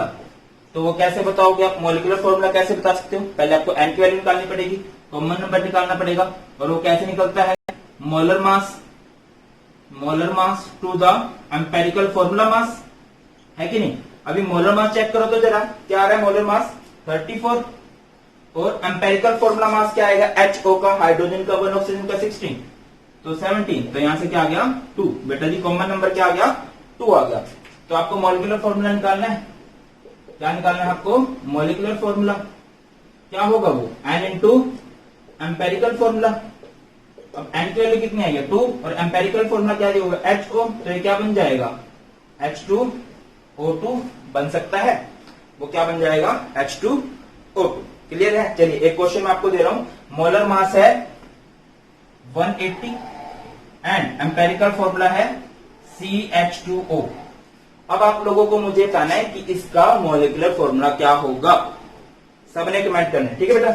तो क्लियर हो गया होगा मॉलिक्यूलर फॉर्मूला क्या होता है, एम्पेरिकल फॉर्मूला क्या होता है, रिलेशन क्या है एम्पेरिकल फॉर्मूले में एंड मॉलिक्यूलर फॉर्मूला में क्वेश्चन बनते हैं। अब करते हैं न्यूमेरिकल, किस तरह से आपको दिए होते हैं, किस तरह से आपने न्यूमेरिकल के साथ डील करना है। चिपका दो इसको जल्दी से, स्क्रीनशॉट ले लीजिए। चलिए अब न्यूमेरिकल्स देख लेते हैं। इस तरह के न्यूमेरिकल्स ही आएंगे, प्रैक्टिस कर लो। और देखो यार, जितनी ज्यादा प्रैक्टिस करोगे उतना आपके लिए बेस्ट है, ठीक है? आप लोग खुद से फील कर पाओगे किस तरह से क्वेश्चन करना है। 2 क्वेश्चन करा रहा हूं, उससे आपको बहुत आइडिया हो जाएगा किस तरह से क्वेश्चन को डील करना आपने। चलिए पहला न्यूमेरिकल देखते हैं बेटा जी। एंड ऑर्गेनिक सॉल्ट, ऑर्गेनिक नहीं आना चाहिए यहाँ पे, इनऑर्गेनिक आना चाहिए, इनऑर्गेनिक ही होगा। Inorganic salt give the following percentage composition, ठीक है? आपको एक इनऑर्गेनिक सॉल्ट दिया है और एलिमेंट्स की परसेंटेज कंपोजिशन दी है। Sodium 29.11, sulphur 40.51, oxygen 30.38%। आपको इसका एम्पेरिकल फॉर्मूला बताना है। तो किस तरह से इसका एम्पेरिकल फॉर्मूला बताओगे? देखो, जब भी आपको एम्पेरिकल फॉर्मूला, मॉलिक्यूलर फॉर्मूला वाले इस तरह क्वेश्चन करने हो, परसेंटेज कंपोजिशन दी हुई है, तो बेटा आप क्या करोगे, एक ये टेबल बनाओगे। ये टेबल आपको बनानी पड़ेगी। एलिमेंट, परसेंटेज, एटॉमिक मास चाहे ना भी लिखो, number of moles, simplest molar ratio, simplest whole number ratio, ये टेबल आपको बनानी पड़ेगी, ठीक है? तो सबसे पहले आपने एलिमेंट्स लिख दिए, जिन जिन एलिमेंट्स की बात की गई है, सोडियम की बात की गई है, सल्फर की बात की गई है, ऑक्सीजन की बात की गई, आपने लिख दिया। फिर आप उसके बाद लिखोगे परसेंटेज, जो इनकी परसेंटेज दी है, लाइक सोडियम 29.11% दिया है, सल्फर 40.51% दिया है, ऑक्सीजन 30.38% दिया, ये भी लिख दिया। इसके बाद आप इनका एटॉमिक मास पता होना चाहिए। सोडियम का 23 होता है, सल्फर का 32 होता है, ऑक्सीजन का 16 होता है। Number of moles, number of moles के बहुत सारे तरीके मैंने आपको करवाए हैं, उनमें से एक फॉर्मूला बन जाएगा, शॉर्टकट में बता रहा हूं, prime minister Narendra Modi, prime minister Narendra Modi. Sir इसका मतलब क्या है? इस P का मतलब है परसेंटेज जो आपको गिवन है, टू द मोलर मास कह लीजिए, to the molar mass is equal to होगा नंबर ऑफ मोल्स के। नंबर ऑफ मोल्स निकालने फॉर्मूला क्या लगाया आपने? Prime minister, percentage by molar mass या एटॉमिक मास जो भी आपको गिवन है। परसेंटेज इसकी 29.11 दी है, टू द एटॉमिक मास 23, तो यहां से मोल्स आ गए 1.266। सिमिलरली आपने इसकी परसेंटेज को डिवाइड कर दिया इसके मोलर मास से, ये है ना P by M, prime minister Narendra Modi, number of moles, तो ये 40.51 है, डिवाइडेड बाय 32 आ गया 1.266। फिर आपने क्या किया? 30.38 को डिवाइड किया 16 से, तो आपका आ गया 1.897, आपके नंबर ऑफ मोल्स आ जाएंगे। ठीक है, इसके बाद आगे बढ़ोगे, इसके बाद आप लोगों ने निकालना है simplest molar ratio. Simplest molar ratio आप कैसे निकालोगे? जो भी आपके नंबर ऑफ मोल्स आए हैं उनमें जो सबसे छोटा है उससे डिवाइड करोगे। लाइक 1.266, 1.266, 1.897 में सबसे छोटा तो 1.266 है, तो डिवाइड करो इसको। 1.266 को 1.266 से डिवाइड करेंगे तो 1 आएगा, यहाँ पे भी 1 आएगा, यहाँ पे आएगा 1.5। ये सिंपलेस्ट मोलर रेशियो है। इसके बाद सिंपलेस्ट होल नंबर रेशियो भी निकालना है। अब देखिए सिंपलेस्ट रेशियो दिया है, आपको होल नंबर निकालना है, तो इसको होल नंबर में कन्वर्ट करो। सारे होल नंबर है, बस ये भाई साहब नहीं है। ये होल नंबर कैसे हो सकते हैं? देखो अगर ये होता है 1.01, 1.02 ऐसा कुछ तो मैं इसको 1 लिख देता हूँ, बट ये 1.5 है, तो ऐसे को होल नंबर में कैसे कन्वर्ट करेंगे? हम इसको मल्टीप्लाई करेंगे जिससे होल नंबर हो जाए। तो किससे मल्टीप्लाई करें? 2 से कर दें, हो जाएगा। फिर सबको 2 से मल्टीप्लाई करना पड़ेगा, तो ये 2 से हुआ 3, ये 2 से होगा मल्टीप्लाई 2, ये भी 2 से मल्टीप्लाई हुआ 2 हो गया। तो बेटा बस सिंपलेस्ट होल नंबर रेशियो आ गई, आपको पता लग गया। सोडियम के कितने हैं? N 2 आया है, तो सोडियम 2, सल्फर 2, H2, ऑक्सीजन 3, तो ऑक्सीजन आपने 3 लिख दिया। क्लियर है नहीं? इस तरह से एम्पिरिकल फॉर्मूला निकाला जा सकता है। परसेंटेज दी होगी, मोल्स निकाल लोगे, सिंपलेस्ट मोलर रेशियो निकाल लोगे और फिर होल नंबर रेशियो निकाल लोगे। बस कुछ भी निकालना, जो नंबर आए वो एलिमेंट्स के सामने लिख दो। एक क्वेश्चन देख लेते हैं, वो क्वेश्चन एनसीईआरटी का है। एंड मैंने आपको बताया अगर कोई भी एग्जाम आपको क्रैक करना है तो एनसीईआरटी आपके टिप्स पे होनी चाहिए। एनसीईआरटी जरूर करोगे आप लोग, और मैं एनसीईआरटी कोई क्वेश्चन छुड़वाता भी नहीं हूं आपको। तो देखिए बेटा क्या होगा? A compound contain 4.07% hydrogen, 24.27% carbon and 71.65% chlorine. Its molar mass is 98.96. What are its empirical and molecular formula? आपको इसका empirical and molecular formula निकालना है। कैसे? अगेन वो टेबल, यहाँ पे हम एलिमेंट लिखेंगे या सिंबल लिखेंगे, percentage, atomic mass, moles, simplest molar ratio, simplest whole number ratio. तो देखिए एलिमेंट कौन कौन से दिए आपको? Carbon, hydrogen and oxygen. Percentage, carbon की परसेंटेज कितनी दी है? 24.27, हाइड्रोजन की 4.07, ऑक्सीजन की 71.65। एटॉमिक मास इसका 12 होता है, कार्बन का, हाइड्रोजन का 1, क्लोरीन का 35.5। मोल्स निकाल लोगे कैसे? प्राइम मिनिस्टर है ना, prime minister percentage by molar mass 24.27 by 12, 4.07 by 1, 71.65 by 35.5। जब आप इसको सोल्व करोगे बेटा तो आएगा 2.02, इसको सोल्व करोगे 4.07, इसको सोल्व करोगे 2.02। ये मोल्स आए हैं। मोल्स के बाद अगला काम क्या है हमारा? Simplest ratio, simplest molar ratio. तो सिंपलेस्ट मोलर रेशियो कैसे निकलते हैं? जितने भी आपके मोल्स आए हैं उनमें जो सबसे छोटा उससे डिवाइड करो सबको। तो इनमें सबसे छोटा 2.02 है, तो सबको डिवाइड किया, 1 आ गया, 2 आ गया, 1 आ गया। अब इसको होल नंबर में कन्वर्ट करने की जरूरत नहीं है, होल नंबर ही है। ठीक है, तो इसको एज इट इज लिखोगे। अब देखो कार्बन 1 आया है, हाइड्रोजन 2 आया है, क्लोरीन 1 आया। बेटा ये इसका एम्पेरिकल फॉर्मूला है। अब आपको इसका मॉलिक्यूलर फॉर्मूला निकालना है। एम्पेरिकल फॉर्मूला से मॉलिक्यूलर फॉर्मूला कैसे निकालते हैं ये मैंने आपको बताया। आपको पहले एन की वैल्यू निकालनी पड़ेगी। किसकी वैल्यू निकालनी पड़ेगी आपको? एन की। ठीक है, अब एन यानी कि कॉमन नंबर, वो कैसे निकलता है? Molar mass to the empirical formula mass. Molar mass कितना दिया हुआ है? 98.96 दिया हुआ है to the empirical formula mass. अब CH2Cl का कैलकुलेट कर लोगे? नहीं कर लोगे। कार्बन का भैया 12, हाइड्रोजन का 2 एंड Cl का 35.5। ठीक है, ये कितना आ जाएगा? 49.5 आ जाएगा। एंड 98.96 को जब 49.5 से डिवाइड करोगे तो अप्रोक्स 2 आएगा। तो यहां से मॉलिक्यूलर फॉर्मूला आ सकता है। मॉलिक्यूलर फॉर्मूला क्या होता है? मॉलिक्यूलर फॉर्मूला क्या होता है, n into empirical formula, n की वैल्यू 2y है, एम्पेरिकल फॉर्मूला CH2Cl है।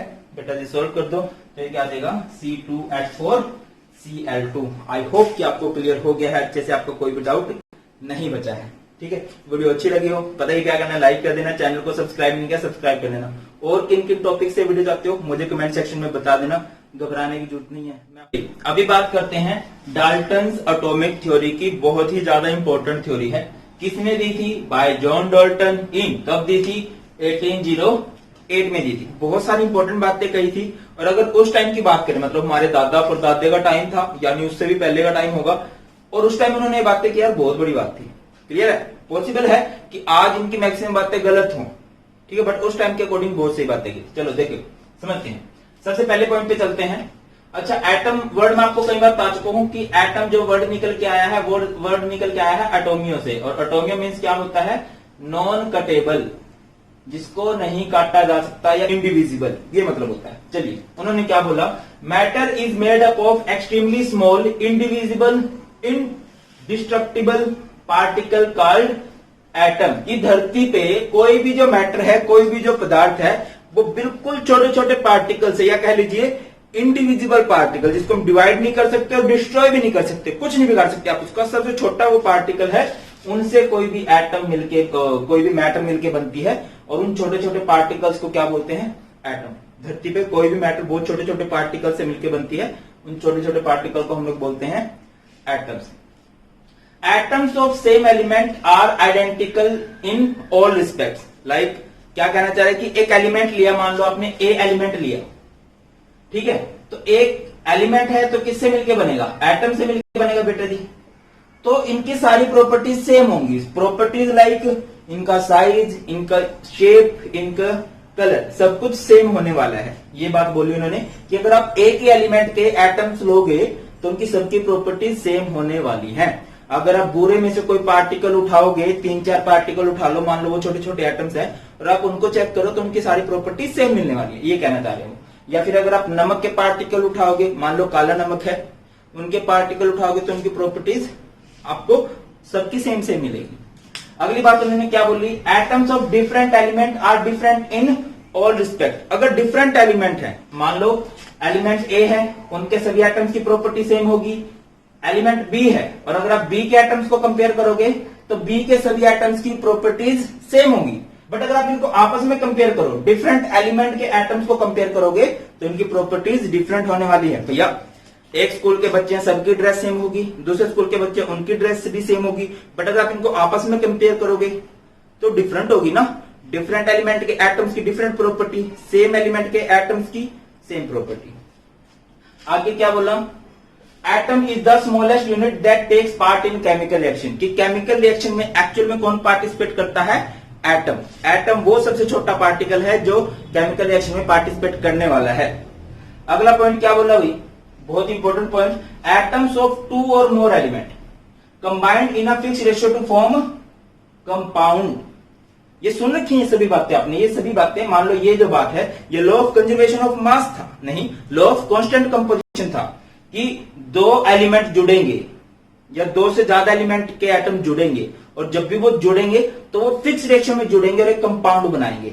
जैसे वाटर जब भी बनता है, वाटर जब भी बनता है, वाटर किससे बनता है भैया, हाइड्रोजन से और ऑक्सीजन से, और उनका रेशियो कितना रहता है कंबाइन होने का, 1:8। यही बात वो कह रहे हैं, एटम्स ऑफ 2 और मोर element combined in a fix ratio, हमेशा रेशियो फिक्स रहता है टू फॉर्म कंपाउंड, कंपाउंड बनाने के लिए। अगला उन्होंने क्या बोला, atoms can nether be created nor be destroyed during any physical and chemical change. ये भी हम लोग लॉ पढ़ के आए थे, law of conservation of mass था कि एटम या matter can nether be created nor be destroyed. Atom को ना हम बना सकते हैं ना ही खत्म कर सकते हैं। अगला उन्होंने क्या बोला, chemical reaction involve only combination, separation and rearrangement of atoms. उनके टाइम तक सिर्फ 3 टाइप की रिएक्शन फेमस थी। सबसे पहली कॉम्बिनेशन, जुड़ना, सेपरेशन, टूट जाना, रीअरेंजमेंट की एटम्स इधर से उधर शिफ्ट हो जाए, बस। बाकी अभी तो यार इतने तरह की रिएक्शंस है, आप लोग देखोगे।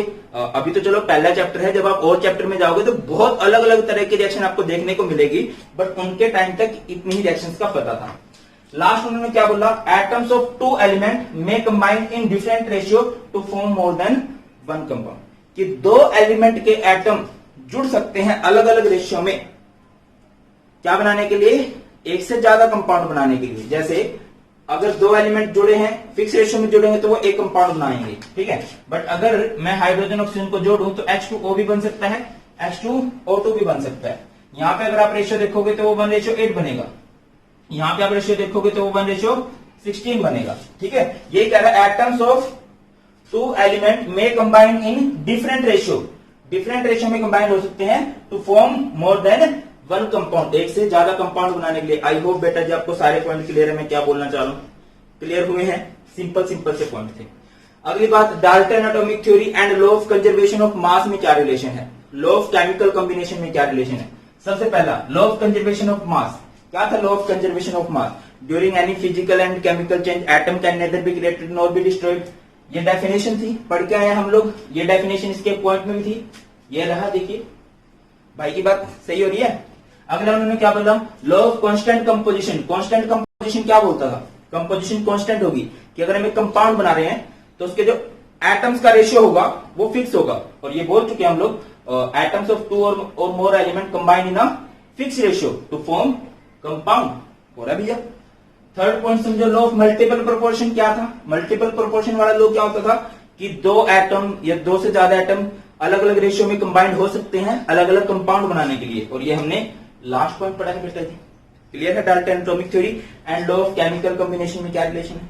चलिए अब 1808 की बात है, तो जरूरी तो नहीं है आज तक ये वैलिड हो। अब यार जो गदर फिल्म में मोबाइल था आज तक वो थोड़ी ना चल रहा है, जो फोन था वो आज तक थोड़ी ना चल रहा है। फिर हमारे वाले साइंटिस्ट क्या कर रहे हैं, तो इनके बाद बहुत से साइंटिस्ट हुए हैं, लाइक जे थॉमसन हो गया, नील्स बोर हो गया, रदरफोर्ड हो गया, बहुत सारे हो गए हैं।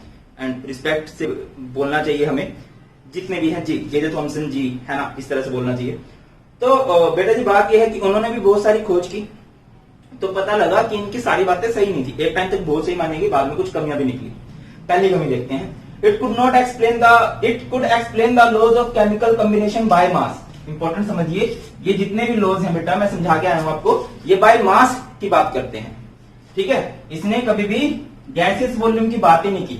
हमने एक लॉ पढ़ा था, आवोगाड्रो लॉ, सॉरी एक गेलुजाफ लॉ भी था, वो हमने पढ़ा था, तो उसमें गैसियस वॉल्यूम की बात हो रही है। यहाँ पे कहीं भी ऐसी कोई बात नहीं की गई है, पहली डिसएडवांटेज थी। दूसरी क्या डिसएडवांटेज थी, could not explain why atoms of different element have different size, mass and shape. अब उन्होंने बोल दिया एटम सबसे छोटा पार्टिकल होता है, और इन्होंने बोला कि डिफरेंट एलिमेंट के एटम्स डिफरेंट होंगे और उनकी सारी प्रॉपर्टीज भी डिफरेंट होगी, ये उन्होंने बोला। बट क्यों होंगी ये उन्होंने नहीं बताया कि ऐसा क्यों होने वाला है, कि अलग अलग एलिमेंट के अलग अलग एटम्स की प्रॉपर्टीज अलग अलग ही क्यों होंगी, सेम क्यों नहीं हो सकती। आगे समझिए, it could not explain why atoms of different element combine to form compounds और मॉलिक्यूल। उन्होंने बोला कंपाउंड बनाते हैं, सेम एक कंपाउंड बनाने के लिए सेम रेशियो में कंबाइन होंगे, अलग अलग कंपाउंड बनाने के लिए डिफरेंट रेशियो में कंबाइन होंगे। बट क्यों होंगे, क्या रीजन उनके कंबाइन होने का, वो जुड़ी क्यों रही हैं भाई। उन्होंने इस बारे में कोई बात नहीं की, कोई एटम किसी के साथ क्यों जुड़ता है, ये बात उन्होंने नहीं की अपनी थ्योरी में। अगला, it failed to explain the nature of forces that bind a form together atoms together. इन्होंने उस फोर्स की बात ही नहीं की जिसकी हम लोग केमिकल बॉन्डिंग में बात करेंगे। आप लोग छोटी क्लास में पढ़ के भी आए हो, कोवेलेंट बॉन्ड हो गया, आयनिक बॉन्ड हो गया, कि वो जुड़ते क्यों हैं और जुड़ते क्यों हैं और किस फोर्स से वो लोग जुड़ रहे हैं, कौन सी ऐसी फोर्स है जो उनको होल्ड करके रख रही है, उनको जोड़ के रख रही है, ये बात उन्होंने नहीं की। अगला, it makes no distinction between ultimate particle of element and compound. देखिए बेटा हमें पता है दो तरह के प्योर सब्सटेंस होते हैं, एक होता है एलिमेंट और एक होता है कंपाउंड। इनका जो अल्टीमेट पार्टिकल होता है, अल्टीमेट पार्टिकल समझते हो ना, ये जिससे मिलके बनते हैं। एलिमेंट का अल्टीमेट पार्टिकल कौन है, कंपाउंड का अल्टीमेट पार्टिकल कौन है, इसमें इन्होंने कोई भी डिफरेंस नहीं कर पाए थे। तो ये थी बेटा जी इनकी सबसे बड़ी लिमिटेशंस। और अभी पढ़ते हैं मॉडर्न एटॉमिक थ्योरी क्या है, किस तरह से इसको मॉडिफाई किया गया है। चलिए, डाल्टन एटॉमिक थ्योरी में कुछ कमियां थी और उन कमियों को दूर करके बनाई गई एक नई थ्योरी जिसे हम लोग बोलते हैं मॉडर्न एटॉमिक थ्योरी। इस थ्योरीज की बात समझते हैं कि इस थ्योरी में क्या क्या पॉइंट थे मेन।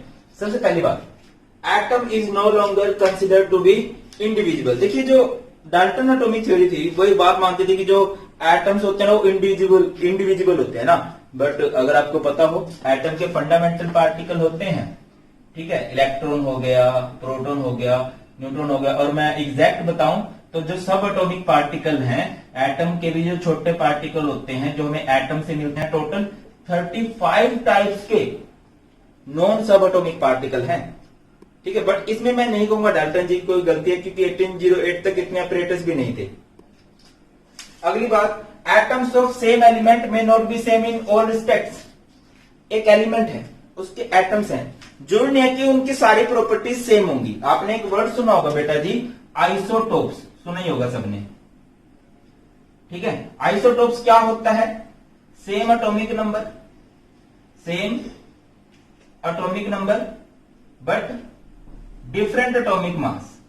एटॉमिक नंबर सेम होगा बट एटॉमिक मास डिफरेंट होगा। एग्जांपल, हाइड्रोजन के 3 एटम हैं, ठीक है, इन तीनों का एटॉमिक नंबर 1 है, बट अगर आप इनके मास की बात करो तो वो डिफरेंट है, ठीक है। बट डाल्टन जी ने क्या बोला था कि एक एलिमेंट के एटम की सारी प्रॉपर्टी सेम होंगी, बट वो सारी प्रॉपर्टी सेम नहीं है।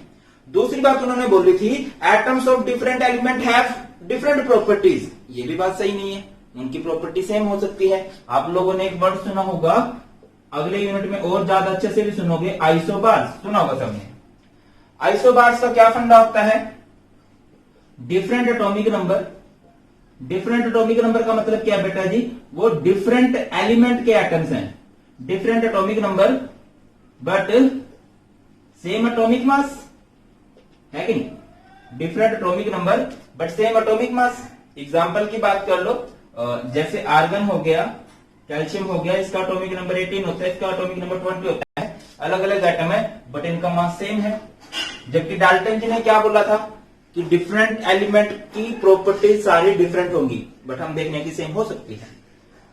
अगली बात, एटम्स ऑफ डिफरेंट एलिमेंट में हैव वन और मोर सिमिलर प्रॉपर्टीज, ये बात हम कर चुके हैं।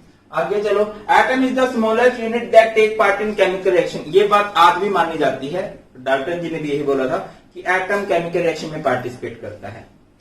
आगे बढ़ो, उन्होंने बोला था कि जो एटम होता है वो इनडिस्ट्रक्टिबल होता है, उसको डिस्ट्रॉय नहीं कर सकते, आप किसी दूसरी फॉर्म में कन्वर्ट नहीं कर सकते। मास can matter can atom can nether be created nor be destroyed, ऐसा कुछ मतलब था ड्यूरिंग एनी फिजिकल और केमिकल चेंज। बट हम चेंज कर सकते हैं, मास को हम किस में कन्वर्ट कर सकते हैं? एनर्जी में कन्वर्ट कर सकते हैं। अभी आइंस्टाइन जी को दुनिया का सबसे तेज दिमाग का साइंटिस्ट जो माना जाता है, उन्होंने एक फेमस इक्वेशन की खोज की थी, E = mc², ठीक है। यहाँ पे E एनर्जी है, m मास है, ठीक है, मास किसी भी एटम का, और c वेलोसिटी है, ठीक है। तो मास को हम लोग एनर्जी में कन्वर्ट कर सकते हैं, जबकि वो बोल रहे थे ऐसा कुछ नहीं हो सकता। आगे, एटम ऑफ वन एलिमेंट में B change into atoms of other element. ये बड़ी लॉजिकल नई बात है कि आप एक एटम से, एक एलिमेंट का एटम है, मान के चलो कि आपके पास नाइट्रोजन का एटम है, आप उससे ऑक्सीजन का एटम बना सकते हो, पॉसिबल है। अगले चैप्टर में देखेंगे हम लोग इन बातों को कैसे बना सकते हैं। अगला है, the ratio in which different atoms combine may be fixed and integral but may not always simple. उन्होंने बोला था कि भैया जब भी एटम कंबाइन होंगे सिंपल रेशियो में कंबाइन होंगे, चाहे उन्हें एक कंपाउंड बनाना हो चाहे एक से ज्यादा कंपाउंड बनाना हो, बट ऐसा नहीं है। रेशियो इंटीग्रल भी हो सकता है, एक कंफ्यूजिंग रेशियो भी सकते हैं। सिंपल कैसे बोलते हैं? 1:2, 3:4, इस तरह से 3:5, 2:6, इस तरह का रेशियो जो रहता है ना वो सिंपल होता है। बट अगर यहाँ पे आप एलिमेंट्स का रेशियो देखो, क्या है? 12:22:11, ये सिंपल नहीं है, ठीक है, ये बड़ा कंफ्यूजिंग सा रेशियो है। तो यहाँ पे भी डाल्टन की एटॉमिक थ्योरी जो है वो फेल हो रही थी। तो बेटा जी ये कुछ आपकी मॉडर्न एटॉमिक थ्योरी के मेन पॉइंट। ये था जी हमारा सारे का सारा some basic concepts of chemistry का वन शॉट। आई होप कि आपके सारे डाउट्स क्लियर हो गए होंगे। स्टिल आपके कुछ भी डाउट्स हैं आप मुझे कमेंट सेक्शन में बता सकते हो, और किन किन चैप्टर के आप लोग वन शॉट चाहते हो वो भी आप मुझे कमेंट सेक्शन में बता सकते हो। Thank you so much for watching. जल्दी मिलते हैं नई वीडियो में। God bless you all. जय हिंद।